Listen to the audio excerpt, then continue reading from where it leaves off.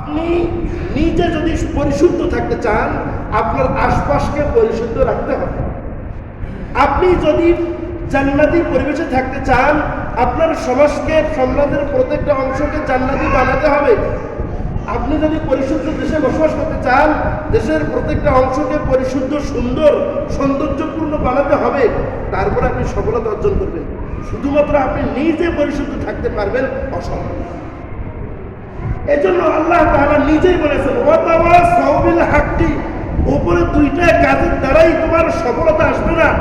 ইন্না লাফি খুসরিন, ক্ষতি থেকে বাঁচতে পারবে না, জাহান্নাম থেকে বাঁচতে পারবে না, জান্নাত উপযোগী তোমার আমল হবে না।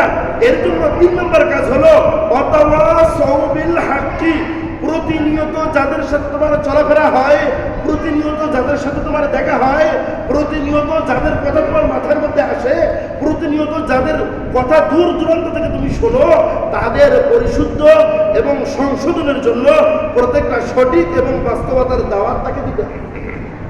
প্রত্যেকটা ভালো কাজের প্রতি তাকে উৎসাহিত করতে হবে।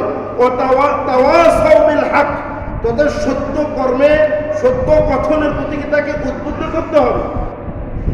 যদি তুমি তোমার 500 জনদেরকে সত্য পথের প্রতি উদ্বুদ্ধ করতে না পারো, তাহলে দূর থেকে অসৎ কর্মের প্রতি অন্য লোক তাদেরকে উদ্বুদ্ধ করে ফেলবে।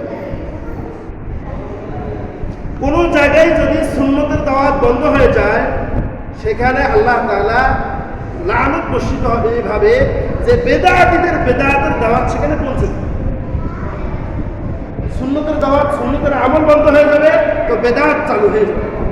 ওয়াতাওয়াসাউ বিল হক, নিজের সফলতার জন্য নিজের 500 জন, পরিচিত জন, অপরিচিত জন তথা পুরো পৃথিবীর প্রত্যেকটা মানুষ নামক প্রত্যেকটা অংশকে পরিশুদ্ধ করার পরিকল্পনা থাকতে হবে এবং এই পরিকল্পনা মোতাবেক তোমার জীবনকে এগিয়ে নিতে হবে।